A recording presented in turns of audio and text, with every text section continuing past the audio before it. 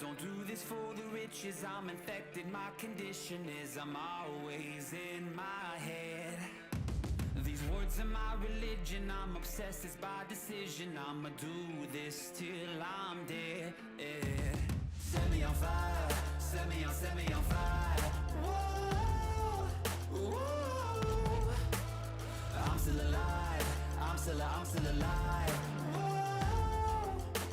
Bet you didn't think that I'd come back to life. Higher, faster, everlasting. Bet you didn't think that I'd come back to life. Higher, faster, never crash. Bet you didn't think that I'd come back to life. Stronger. Ooh. I'm still alive. I'm still alive. Whoa. Bet you didn't think that I'd come back to life. Stronger. Bet you didn't think that I'd come back to life. Stronger. Bet you didn't think that I'd come back to life. Bet you thought that I was dead, but I'm not dead. I'm not dead. Bet you thought that I was dead, but I'm not dead. I'm not dead.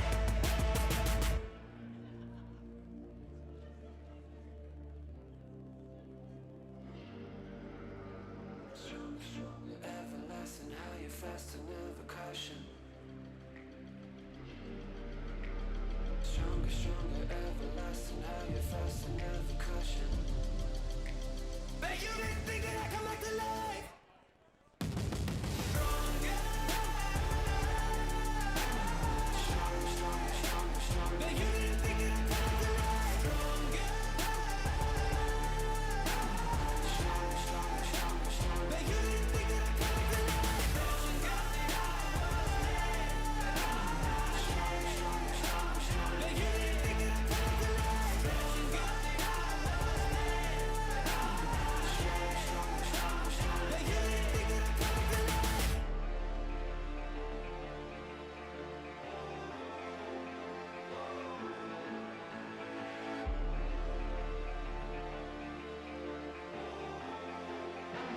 Bet you didn't think that I'd come back to life. Kevin Harvick has picked up the victory. Chase Elliott comes out of turn number 7. The crowd roars. They're going to see for the first time Chase Elliott win in the Monster Energy Cup Series. Kyle Busch will join Kevin Harvick as a 6-time winner this year. Yeah, buddy. Now, go to second. Harvick gets to his back cover. Shoves Kyle Busch up out of the racing group. New race leader is Kevin Harvick. Checker flag. Great job, guys. Solidified all weekend. Good job, brother. Trouble for number 3.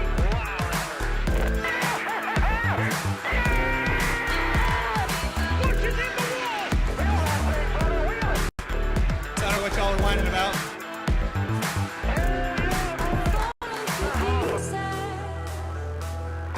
Hang on. That feels so good. Yes. Hell yeah, boy.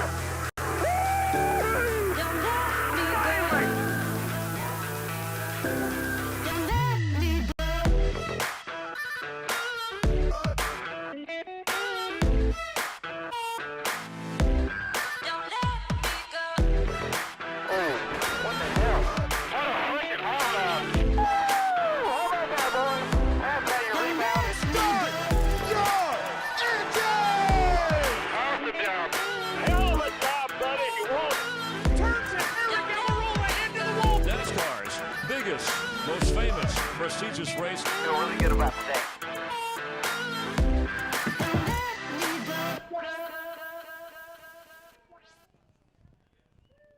Hello, hello, welcome. We're happy to have you guys here for NASCAR Playoffs Live.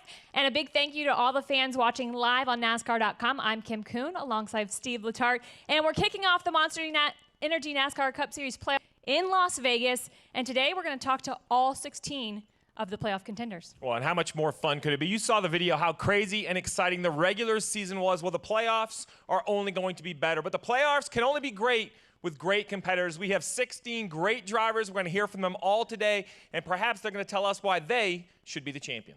No need to waste time talking, right? Should we They don't want to introduce talk to them? us. They don't want to talk to us. Let's start it. All right, we're going to get it started. And in our first group, the first driver we're going to see today is young Ryan Blaney. Alex Bowman. Next up, let's welcome your Daytona 500 champion, Austin Dillon. And give it up for one of the top 5 drivers in contention for NASCAR's most popular driver.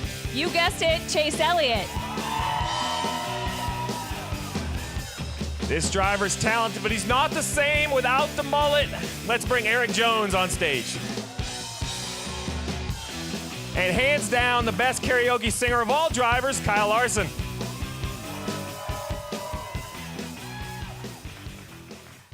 I think Kyle got a kick out of that intro.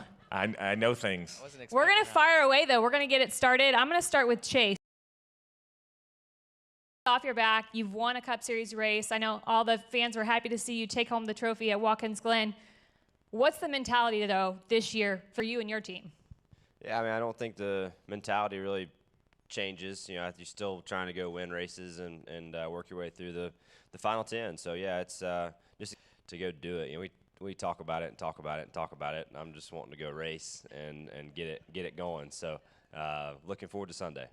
Well, so you get the quest. Go ahead. We've seen the passion from you, though. We saw it last year at Martinsville. Where are we going to see that passion this year? The passion's always there. You might not always see it, you know, but it's, you know. Someone's got to wreck him for him to come out. I wondered how long this was going to take.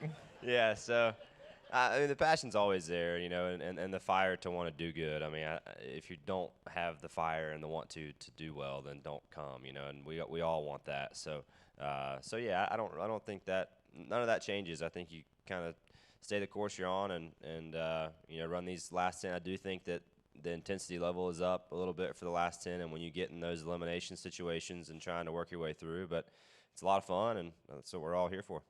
With the intensity level up, and I mentioned the passion last year, obviously I'm referring to Martinsville, Denny Hamlin.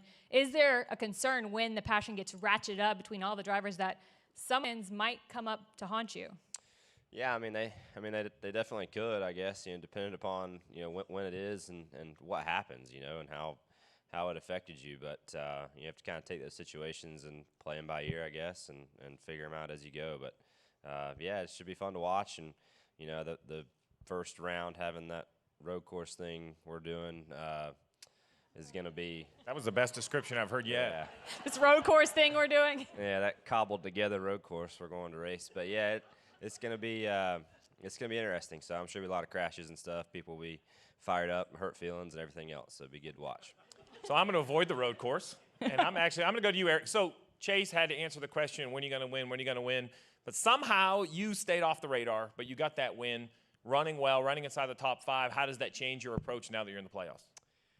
Well, it's different, I think, once you get going in the playoffs. You know, the intensity ramps up. It's 10 weeks where you need to have your best races. You know, I feel like we've been on a good run for the last month and a half, but you know, it only really matters now once we get going here this weekend. So it's going to change and it's going to be different, but it's definitely nice to be running well when you start the playoffs. You know, it'd definitely be a different feeling about it had we had, you know, a month of bad races coming into here. So it's going to be fun, but it's definitely going to be a big challenge. Well, so when you say intensity ratchets up, what does that mean? Internally at the company, against your competition, what really changes? I think it's all of that, all the above. You know, I think in the shop, everybody's, you know, the pressure's on. I mean, the pressure's on to perform from the guys back at the shop, the seat.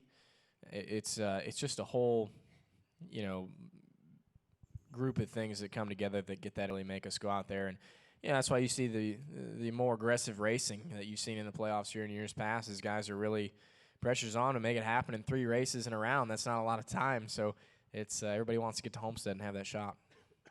What, the 3rd or 4th favorite to win the championship this year, odds 6-1. Still haven't won a race, though, this year. You've been so close. We look at the number of seconds you've had. Does that lack of wins, though, result in a lack of confidence heading into the playoffs? No, actually, you know, I feel like the last, you know, 2 or 3 weeks, you know, we've ran really well. We were able to dominate the race at Darlington. We didn't get the win, but we hadn't had that speed all year and really even part of last season. So if I didn't have going to Indy, we had a good car there as well. That really helps my confidence starting the playoffs. So if you'd asked me 4 weeks ago how I thought my playoffs was going to be, I wasn't really that high about it, and I think we can make a good run at it. You mentioned Darlington. I want to bring this up. You played nice guy at the end of one of the stages, and you said you hope that karma comes back around. During the playoffs, though, can you be the nice guy, or do you have to put on a game face? I mean, in that instance of letting people get their laps back, I mean, you can still do that if you have a huge lead, but no. Do people pay the favor back during the heat of the playoffs? I mean, between the guys in the playoffs, probably not, but I think I'm looking at all their reactions over there. but the guys that the guys that aren't in the playoffs, if you've raced them with respect throughout the year or years, I think that's when they show a little more give and take and can make life a little easier on you. So I feel like I've been a good guy for a while, so we'll see how it goes. All right, that's enough about competition. Blaney, this is the tough question for you. You're going to sell me now. Why are you going to be a better champion than everybody here? Dude, I don't know. I mean, come on. I've never Sell been it to the fans. You lost my vote instantly. That's a terrible question to ask. That is a terrible question to ask. You know what, Steve? That was a stupid question to ask. Oh, don't be like why you want to be ugly? Joking. I'm joking. I'm trying to figure out who I want to vote for to know whose party to go to, and I got nothing. I figured out where you were going with that, with the party, right? I was trying to get there politely. Well, you should have just asked me instead of beating around the bush. But no, I mean, what did you ask again? I can't remember. He asked, are you going to beat around the bush? No, listen. I think we just proved that your party was going to be pretty good. Yeah. My memory is foggy right now. But no, I don't really like the campaigning yourself to, this is why you should follow me or something like that. Or, this is why I'm going to be a better champion than all these guys. He's more just asking how big's the party going to be if you win. Oh, it's be large. Yeah. No, I knew that. How about, answer me this then. So a couple years in, you got the win last year, winless this year. Yeah. You have to race these guys and your teammates. In all of your racing careers, is there anything more difficult than what you're going to try to do here? No, I mean, this is the most difficult thing. I feel like, we're at the top level of NASCAR racing and really top level of racing in the United States. And, this is the toughest challenge you face all year. You get 16 of the best teams and drivers, and you put them in a 10-week stint, and you eliminate them along the way. That's hard to do. That's hard to keep advancing and keep moving on. And only the best teams do it. And, that's why we have this playoff system is to narrow down the teams that can really overcome tough obstacles as far as whether it's races or facing elimination, other cars and teams, drivers. But it's really, really tough to do, and we're fortunate to all be on this stage and in this spot to have a shot at running for a championship. That's really all you ask for at the beginning of the year is just to have a shot at it, and then you kind of have a little bit of control of how far you can go to maybe have that final last chance opportunity at being the Final Four and trying to actually win the championship. Yeah, I remember not every race was the same when I was on the pit box. So when you line up Sunday and you finally strap in back to your office, right? I don't have to talk to anybody else. Do you expect there to, I don't want to call them nerves, but it should feel different, I imagine. Maybe a little bit. Honestly, if we never had any of this stuff leading up to the playoffs. That's why we do all this. It would, I know. Oh, I know. If we never had any of this, and the playoffs started at Vegas like this, and we never had all this stuff, it'd just be another race. And really, at the end of the day, it's just another race. And you can't overthink it. You're going for a big prize because that's what we all race for. We race for wins and championships, championship being at the top of it. But if you psych yourself out and saying, I got to do this, if you change your routine from what you've been doing all year, I don't know if that's a good thing, change in the last minute. I approach it like every other race weekend. You try to win the race, win stages, get the most stage points as you can. That's at the end of the day, it's the same thing. Just the prize is a little bit bigger, and you put a different label on it. It's the playoffs. That's why it feels a little bit different. But I don't really think the nerves will be anywhere. Honestly, the only nerves is when we're sitting up here doing this stuff. When we finally can, when we can finally strap in the car and be by ourselves, that's kind of when, like every race, you shut everything else out, and it's just time to go do your job and go try to figure out how to do it better than 39 other people. Alex, you were the 16th man in. Do you think people have written you off because of that? And if so, why shouldn't they? No, I mean, I think we have as good of a shot at it as any. You know, kind of struggled as a company this year a little bit more than we expected, but we've definitely been bringing better cars to the racetrack and continually improving. So I'm looking forward to it. I think it's this first round is probably a challenge for us. It's probably the two worst racetracks and then that road course thing. But for us in the playoffs, I think as the rounds go, the tracks get better for us. But it'll be interesting. You know, it's.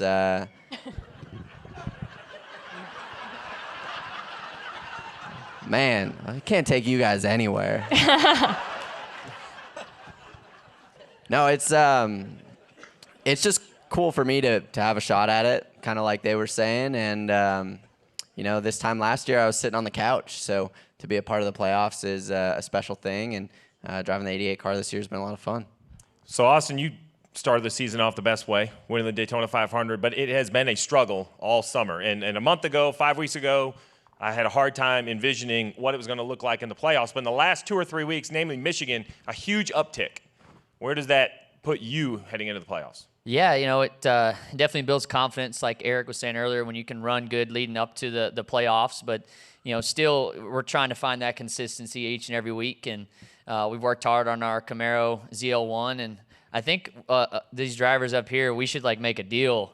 If we just wreck the big three the next couple weeks, we're going to have a lot better shot coming to Homestead. I mean, you guys, like, I mean. I'm not scared. You in? We could, like, split the profits from the championship. It could go a long way. I'm looking our ratings in Vegas would go way up if they're not in Homestead. Is that a possibility, though? I was going to ask. We talked so much at the beginning of the year. It was like you pitting the young guns against the old guys. Well, the big three, they fall into that old guy category, despite I think I've almost got to the old guy category, too, but not because of the big three. So do you guys essentially team up against them? I'm asking. Everybody got quiet. I feel like an asshole now. And with one line, Austin Dillon has changed the odds in Vegas. The sports books are currently adjusting their numbers. Bowman said he's in. Yeah, I heard him. Bowman's in. So you're a team of two right now. Everybody else is scared. The two best friends that anybody could have. We'll just beat them head up. We don't need to crash them. You got a little Good more for speed you. than us here lately, bud. All right, we know you have a busy day. We're going to let you off the hook at that. So how about a round of applause for the first 6 drivers from the playoffs?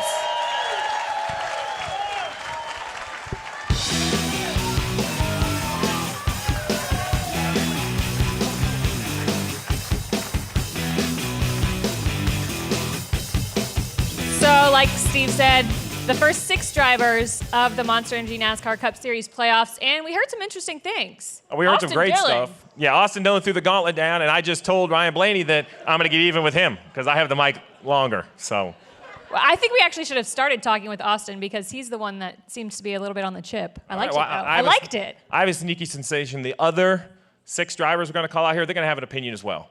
Absolutely. So like I said, you've heard from 6. We still have 10 to go. So let's meet the next 6 drivers in the playoffs. All right, it starts with Eric Almirola.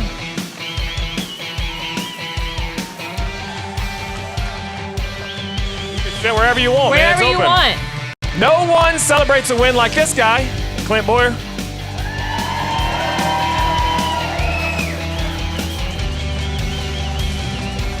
Anywhere you want. Give it up for past champion Kurt Busch.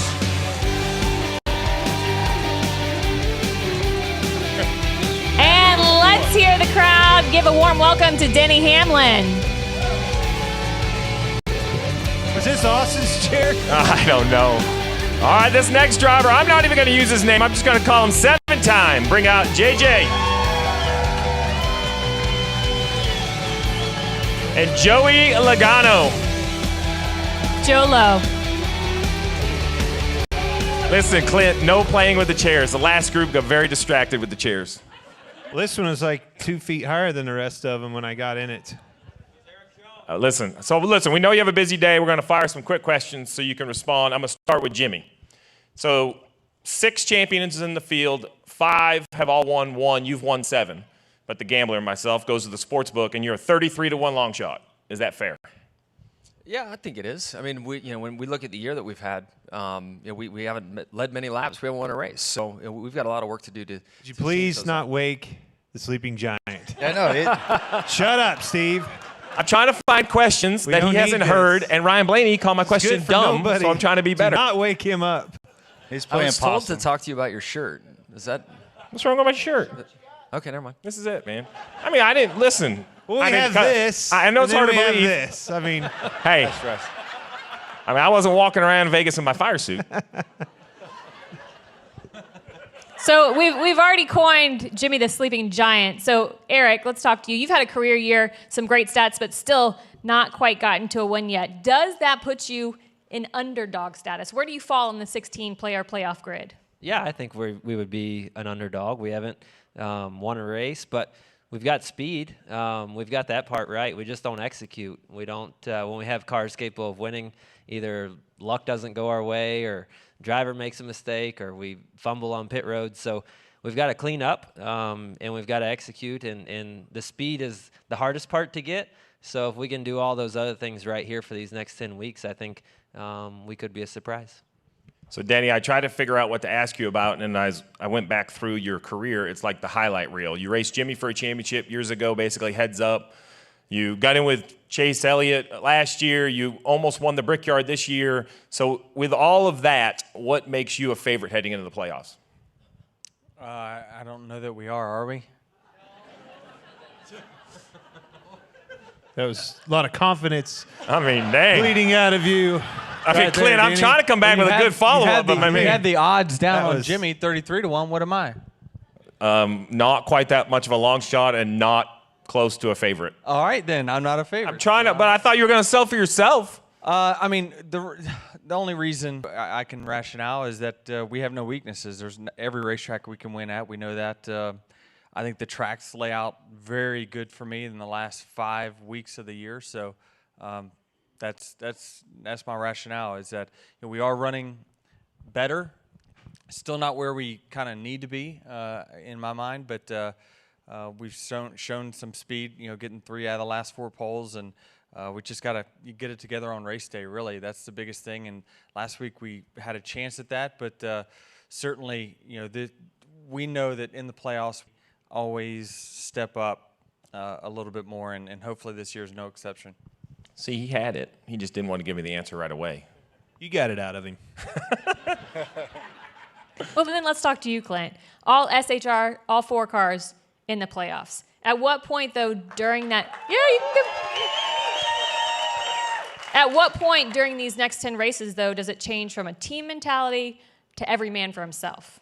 I don't think it can. Hopefully soon. Yeah, no. You guys all start fighting. The Sleeping Giant wants I think you guys to fight. That's what I'm most proud of is we have a group of drivers. I mean, you got 2 champions of the sport as teammates. Eric has come on board and really answered the call and got that 10 car, running well right alongside of the other 3. I mean, all of us had shots at winning races. Eric, I mean, he had New Hampshire won if some dummy wouldn't have hit the wall with 10 laps ago or whatever when my rear end fell out of my car. But what I'm trying to tell you is I was the dummy. But I think that's where the pride comes from.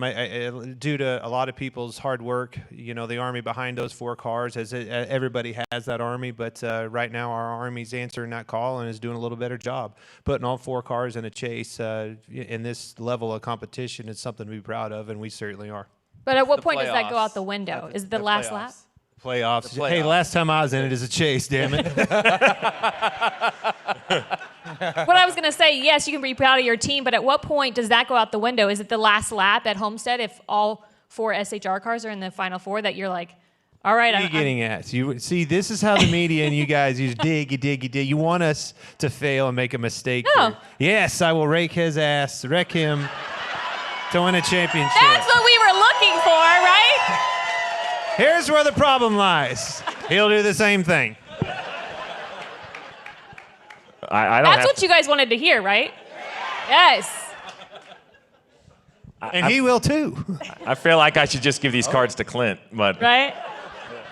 So, I mean, we know you have to race each other, but what is your strength and your teammates' strengths? I mean, there's 4 teams. You guys are all in it. So how is it different from the 14 to the 10 to the 41 to the 4? I think all the setups are really close. Each week, we're all within a pretty tight box. And, you know, there's what I can do different maybe is tire wear. I think we on some long green flag runs. But, you know, we all work together well. We all have decent pit crews. The aero is there, the engines. We love Doug Yates and the Ford engines. At the end of the day, I mean, yeah, Doug Yates, hell yeah, good power. You know, we don't look at Talladega as a problem. We go there to kick ass because Doug Yates gives us good power for the restrictor plate races. But, you know, back to the teammates working together, I mean, there's 6 days in the week. That's when you work together, and then you go to kick each other's ass on Sunday. I like that. I like that attitude. You can tell we all found out that this wasn't on actually live television when Austin threw out that butthole comment earlier. We went to another level, so we established that before we came out here. So, yes, if there's anything you would like to say, have at it. Well, there was a question earlier, like, what's your favorite cuss word? And I'm like, oh, shit, I don't know. Oh, there it was. Joey, for you, you missed the playoffs last year. What? Thanks for reminding what, me. Yeah. But what did you learn on the outside looking in? How much I'd rather be in it. You know, I think last year, you know, we kind of took for granted that we would be in the playoffs after finishing second in the championship standings. You think, oh, making the playoffs, that'd be easy. And next thing you know, you find yourself on the outside looking in, and that was, you know, a few years ago, Jimmy said this. He said the playoffs is 10 weeks of hell, and being outside of the playoffs, that's 10 weeks of hell. So you know. So I'm a big believer of the pressure is a privilege when it comes to the playoffs and being involved with it. So I'm excited about it and ready to redeem ourselves and get ourselves to that championship 4 and hopefully get the championship finally. So I have the question. You've been in some dust-ups. You have. Everyone has. Do they finally ever go away over time? Like, is it awkward when you have to do all the media stuff and you run into Chase or you see whoever it might be or you see? We've all had it because I know there are people in the garage that don't like me for decisions I've made. So what is it like to be drivers when you have to come out, play nice, do the media? Is it Here, like let me take this one. I've had a lot of them. It goes away over time, but it's like when both parties decide, like, okay, are we men? We're moving on. That's when it seems like it extinguishes itself. But if they don't, if the other guy wants to keep it going, then you end up racing them hard, and you take away an inch out on the racetrack, and then he's going to take that inch back, and then you reignite it and have another wreck, and it just carries on. So does the line move in the playoffs versus the regular season? Like, what's acceptable? I mean, there's more on the line. I think so, and I think that the lines continue to move just in my time of being in the sport, and we all remember Mark Martin, and he taught a lot of us veterans a way to race week in and week out, and that crap's out the window. Like you don't cut a guy a break and think, oh yeah, I'll come past him later and he'll wave me by. Like the game has changed, and track position is so important. That line is in a far different spot. Somebody might need to talk to Larson because he thinks, I think if he plays good guy, it might come back, good karma. I think, you know, with the way these rounds are, though, there's so much on the line. And there's a point that one of us at some point will have our backs up against the wall, and how desperate are you? And what are you willing to do? You know, and I think that's kind of the line it comes down to, and it is definitely a test of your character and what you think is right. And sometimes you don't have time to think about it. You know, you're in the moment. We're going 200 miles an hour. You better make a decision quick. It's kind of how it works. And you know, it's interesting, but that's what the playoffs are about, right? At some point during these next 10 weeks, someone's going to pressure each other into something, and it's I guess that makes it pretty exciting for you guys. That's what it's all about. It surely makes my job much easier, so I'm a big fan there you go. of all of that. So the question is, does it change from round to round to round? Like we start here, we've never seen these 3 tracks. Then we're not going to talk about Charlotte. Nobody wants to talk about Charlotte. Then the last round, to your point, is pretty much the same. Is that what you guys would want in a perfect world? You want the tracks to change? What do you like about the playoffs? Do you like the variety that we see in this first round, second round, third round? Or is it easier to prepare if you knew what it was every year? I think we all drastically underestimated the Roval. I think when they announced the Roval, we were all busy in our day jobs and doing our own thing, and we went to that test and tore up half the field, and we're all like, "Oh, hey, hey, this can't be a cutoff. This can't even be." Yeah, we were all excited for a moment. Like It's too late. Talladega. We already is not made that bid. The cutoff in the second round. We're like, oh yeah, look, they moved Talladega. Oh no, Roval. So does the intensity ratchet up on the first two races? That's what I was going to this say. round? You might see the best race Richmond's ever seen in the history of the sport because we all want to win, so we don't have to even show up there. Like I said from the start, I should have just gave Clint Boyer the mic from the start. So let's hear it for the 6 more drivers of the playoff 16. Thanks, guys. I was joking, Marcus. Sorry. Your motor. He's right back there. Super sorry about that one. They're a fun group, right? I knew Clint was going to be trouble. It sounds like, though, if we get desperation mode, we get action. That's what Joey told us. So Jeff Burton and I had this conversation. He didn't think as a driver he could do more. He thought he tried hard every week. And I think that's what you see up here is they're not sure what the line is. But now as we watch these playoffs, they're crazier every year, and I expect even crazier this year. So crazy. This has been a little bit crazy. Has everybody had a good time? Everybody at home? Well, we've seen... 12 of the 16? I'm glad you're good with my math. I'm doing all the math in my head. So we saved these last 4. Kyle Larson talked about the odds. He's in there. But if you walk around, you check at all the sports books, and there's a reason these drivers have won how many? 19 of 26 races this season. So it started as a big 3. Arguably, after the last 2 weeks, perhaps it's a big 4. Let's bring the last 4 drivers on stage and talk to them. And it has to get started with the regular season champ, Kyle Busch.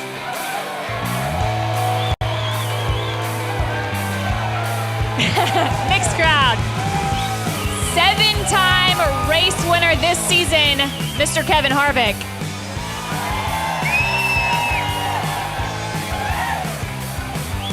We've had back-to-back crown jewel races, and Brad Keselowski has won both of them. And your 2017 Cup Series champion, defending his title this season, Martin Truex Jr.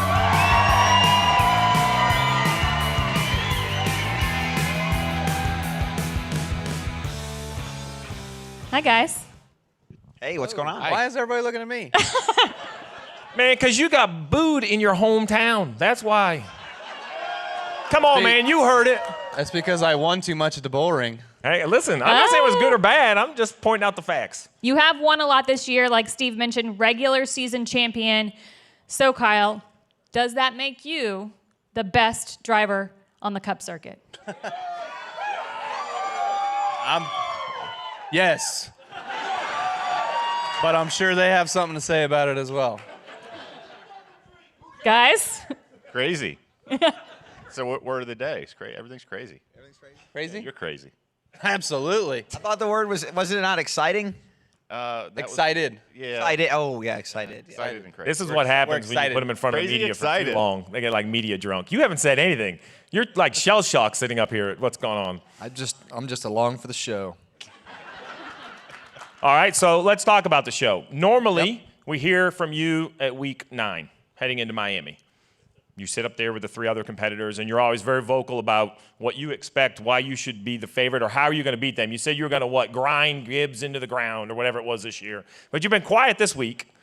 So do you have nothing to say at the start of the playoffs? I don't. No, I don't. I think it's, for us, we've had a great regular season, and we need to keep doing the same things that we're doing. So no need for noise. So it's happened in years past, but this is probably the most recent where 2, 3 guys have really separated themselves and dominated so much. Is it easier or more difficult when competitors and less competitors win so many races? Is it easier to know who you're racing against? Is your approach? I don't think so. And the reason that I say that, I mean, you look at Brad the last couple weeks and you see how hard the whole garage works, because we've all been on the other side of that as you work to try to catch up and do things differently when you're behind to try to catch the guys that are winning. So I think as you look at this year, I think it's unique. Because Brad and Joey have kind of been late bloomers. The Hendrick cars have kind of not run as well as they have in the past, and I would look at the 18 and 78 and our team. I think that we just have kind of maintained what we've done the last few years. I know we've capitalized on a few more situations this year, but I feel like we've had those situations in the past. We just haven't been as good to capitalize on the things as we have this year. So it's to me it's fun because of the fact that I look at each of their crew chiefs and the drivers of those cars as holding a high standard as to where you are as a team, and being able to do that on a week-to-week basis is not easy, especially year to year, and for us switching manufacturers. So there's just a number of things that come with that. Just in terms of odds to win, this is the best at the best we're looking at. So, Martin, how do you set yourself apart from these other three guys? Well, it's definitely difficult. I think Kevin hit on a lot of really great points. For us, this is something we've worked at year after year as a group, and I think really all of our teams, if you look at it, drivers, crew chiefs, we've all been together for quite a few years, and I think it's just a constant evolution of your team and a work in progress, and you try to just take all those little things and get better at each of them, get better at each racetrack. Maybe there's some tracks you're not good at. So really, to set yourself apart, you got to be perfect. I mean, these guys have great teams.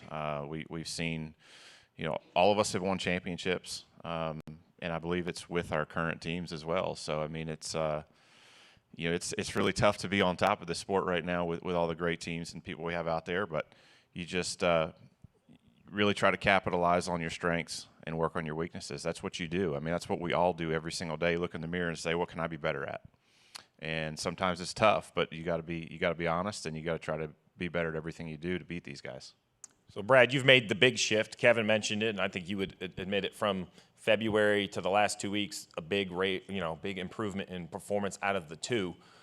Did you think heading into the playoffs it was possible 3 weeks ago to say, hey, we're going to win back-to-back races and now be sitting on the stage with the three guys that have dominated the season so far? Yeah, the last 2 weeks have been amazing. I think, first of all, this is my first time being here in South Point and seeing this area. This is beautiful. It's great to see so many people out here. So I'd like to say thanks to everybody for coming out. I appreciate you guys being here. But yeah, the last two races have been a real dream come true for me personally. My wife asked me before each one of the races started, because we have a little daughter, and she said, "Do you think I should have clothes ready in case you were to win the race?" I said, "Well, I don't know. I don't think we're all that great." And both times I proved that wrong. But that just shows you that you don't really know. And I feel that way coming in the race at Vegas. I don't really know how we're going to run, but I'm really proud of the last 2 weeks. We certainly weren't probably the best car. We were pretty good at Darlington, but we probably weren't the best car any of those 2 weeks. But our team did a great job of being in position and then executing on the pit stops and the final restarts and so forth. So we're really proud of that. But those are great trophies to have and great wins to have, and the playoff bonus points are really nice. But at the end of the day, when these 10 weeks come up in front of you, nobody really cares about what I have done or what anyone else has done, because the opportunity is the same in front of anyone. If you go out and win races, the playoff bonus points and all that stuff, they don't matter because you automatically advance. And so I look at these few weeks coming ahead and think of it almost like a clean slate. So there's no guarantees. So, but all four you're going to have to answer are what four drivers are going to end up in Miami, in your opinion? Assuming you can give me three, because I would hope you would all vote for yourself. If anyone doesn't vote for themselves, you're definitely in big trouble. So, will this be the final four, or is somebody else a dark horse to contend with you guys? We'll see in 10 weeks. Man, that was non-committal. Kyle, for you, you've said in the past nothing surprises you anymore. Who would you be surprised by if they made the final four? The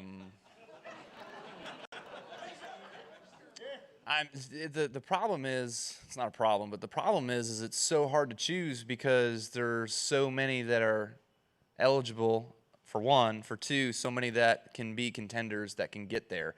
barring unforeseen circumstances from any of us, obviously. The 9 has been running well lately. The 22's been running well lately. You know, you never know. You can never count out the 48, obviously. So there's those guys.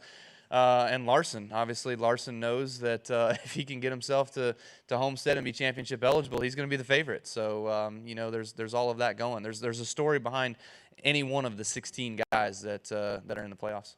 So I guess I'll flip it then. Would you guys be surprised if at least 3 of the 4, whoever it is on here, don't make it to the Final Four? Are you surprised if none of you guys make it? I would be shocked if none of us made it. Yeah, I'll be honest. I think this is a really good group of drivers and teams. That can't even be a bet. Like, that can't even be a line in Vegas, right? Those are some long odds I'd have to have. I mean, I'm a gambling guy, but you'd have to really give me some long odds there. So let's take Miami out. What's the toughest round? I mean, you guys have points, so you have a different approach. But what's the toughest round? I kind of think of them all 3 pretty equally, other than that you have less cars as you go. But the first round looks really tough with the Roval, and I think you probably heard that from the other groups in front of us because we don't really know what to expect there other than a lot of chaos.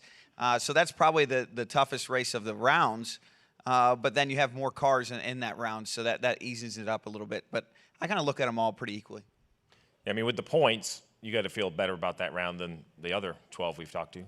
I don't think you can have enough points to feel good about it. I look at Larson last year, and you know, when they had the 2 races that they got in trouble in that round, I mean, we had this same conversation that Kyle Larson was a lock. He's going to Homestead, and just 2 out of the 3 races, and that's it. And you know, it's easy to do. It can be an engine and a tire.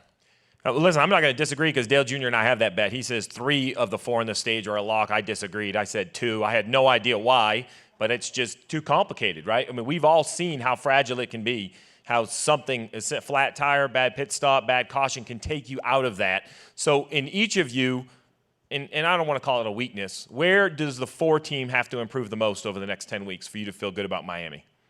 Yeah, I think you have to capitalize on the days when you're in contention to win a race. You know, and over the last 3 weeks we've had a lot of things happen, made some mistakes, but the rebound is really, you know, I think it's 2 fourths and a ninth that we've had over the last 3 weeks, and you know, we were a couple laps down in a couple of those races, and you know, to be able to rebound, that's playoff racing. And you have to be able to rebound on a day like that and be able to get a top 5 or a top 10 out of it is going to minimize the damage that you have during that particular day. But I think when you look back at the regular season is a great example for me and our team, just because of the fact, like when you look at California Speedway, we wrecked before the first stage. He wins the race, wins both stages. He has a solid day, gains stage points. We wrecked before the first stage in Charlotte. He wins all 3 stages and the race. You know, so just in those 2 races, and then you have a third where the same thing happened. So, you know, that happens in the playoffs, and you wreck before the first stage, and you get 0 stage points in either stage. It just adds up so fast. It's a lot harder. It's a lot easier to lose them than it is to gain them, especially when you look at this group. You know, because there's going to be a couple of them that have those weekends where if they're not winning the stage, they're going to finish 2nd or 3rd in both stages, and they're going to finish 2nd or 3rd in the race. And next thing you know, you've lost 35, 40 points, and just like that, you're in trouble. Does history change the way you race? I'm going to ask you because it was your teammate. Denny Hamlin, right, wrong, or indifferent, gets in a wreck with the 24 at Martinsville. That affects him at Phoenix. I mean, there's no doubt, right? That was a carryover result of that. In the position you're in, and you're in with those points, I mean, you able to even process that? Do you think, hey, you know, what's a win maybe not be as important? I just don't want to create an enemy for that last round? Because we have seen this get more heated than I think any of us could have imagined what was going to be acceptable in the playoffs. I mean, I would say that for me, I would say that it cost Joey Logano a championship. Yeah, or at least a chance at one for sure. I think that they had the best car that year. I think Kansas doesn't happen, Martinsville doesn't happen, and he wins the championship, in my opinion. So sometimes you have to balance a race win with what is best for your team. You know, as far as how it all went down in Kansas, and you know, you look at Denny Hamlin and Chase last year. I mean, ultimately, he wasn't going to win that race at Phoenix, and you know, so sometimes it's just, you know, those are split-second decisions that a lot of us, you know, myself is not smart enough to make on some of those moments, because all you're thinking about is winning, because that's what you put yourself in position to do, and you want to take advantage of that one particular race. But sometimes it can work the flip side for you, so a lot to process. Well, you two on the end, you're the most, I mean, you guys have hit each other more than I've hit anything in the park. So I asked in the last We finally missed each other at Watkins Glen this year. No, I know. I was hoping when I sat here that would work out. I did. Like that, I have really thought enjoyed that you watching guys where were gonna everybody ask that sits. question. But, I mean, seriously, do you race like that's water under the bridge, right? Like, because you've raced all year long, right? Now you get into the playoffs. He mentions it. I think me specifically, I can't go run 200 miles an hour, so I can't imagine you can start thinking about things like you just mentioned, but you obviously do. When I brought up Denny Hamlin, you were shaking your head, yes. So as we see these playoffs, you get smarter every year. Do you race people differently because of who they are, what the history is? Does it ignite things faster, too, having a history? I mean, it can, obviously, but I think Truex is like, yes. I think what Kevin said, though, you got to be smart in each scenario. There's obviously opportune times for guys to make your life hell in any given circumstance in any race, especially when it comes down to Homestead. I feel like that's probably how we lost our championship last year. Was Logano held me up for 8 to 10 laps at Homestead, and I got by him, and Truex was 3 seconds out. I ran him down from 3 seconds back, and then I stalled out when I got there because I wasted so much time and so much tire having to get by the 22. So you just got to pick and choose your battles and figure out what's going to be best for the overall situation, in my opinion. Y'all better have a conversation with Austin Dillon, because he was politicking to get the first two groups to go against y'all. He was like trying to raise an army. He was trying to. He didn't have a lot of. Alex Bowman committed, Alex but Bowman agreed. Kyle Larson stepped away as fast as he could. He wanted no part of it. Logano, though, mentioned something that Kevin was talking about the line and making decisions, and in that moment, having a clear head and being backed into a corner. At what point does desperation hit? I know a lot of you guys have a good padding of points, so a desperation type scenario probably wouldn't happen until late in the run. But what is a desperation situation in the playoffs? I think, you get to those cutoff races, and if you don't have enough points, you're in trouble. And I think that definitely hits everyone a little differently. But and I heard Clint, before we walked up, talking about what Richmond might be the most exciting race of the year, because nobody wants to go to the Roval and be in a cutoff race and not have enough points to make their way through. So those cutoff races, to me, have such a huge intensity, especially if you're behind, and it's really easy to get super anxious in those races. Well, we've seen you do it. You've done the must-win. I've seen you do it I don't know how many times at the must-win. So what I've learned is Jeff Burton said that he thought he was driving as hard as he could. Then the playoffs started, and you guys every year bring it to a new level. I expect this to be no different. I'm going to remind myself of these very patient, calm people as we go through the next time. This one concerns me because he just has that grin. So I'm gonna see. I've seen this grin before. Fortunately, I don't have to race against that grin anymore. So. Any final thoughts, guys? Let's go. This one's ready. I agree with Kyle Busch. This is fun, and Media Day's fun, but I'm ready to see cars on the racetrack. So we want to thank you guys. A round of applause to what I have to consider the favorites of the championship.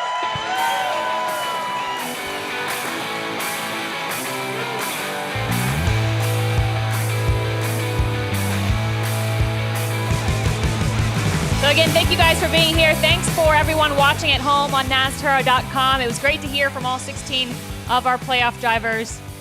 I think things are going to ratchet up very fast. Well, they're all, not only are they smarter on the racetrack, but they're smarter on Media Day. They've been a part of this. They know what's coming. So we're going to get all 16 back out here in a moment. We're going to bring the trophy out, and we're going to get a picture. Appreciate everybody coming out. I'm ready to get some cars on the racetrack. I hope you guys are as well. So it's going to be fun. Later today, 5 to 7 Eastern on NBCSN. We're going to watch the cars go down the strip, do some burnout. And then on Sunday, 3 Eastern, myself, Dale Jr., Jeff Burton, Rick Allen are going to call racing. And this is fun, but nothing beats the cars on track when the racing starts. Absolutely. And again, we're kicking off the Monster Energy NASCAR Cup Series playoffs this weekend in Las Vegas. So good luck to all of our 16 drivers. All right, guys. Picture time. You guys want to line up?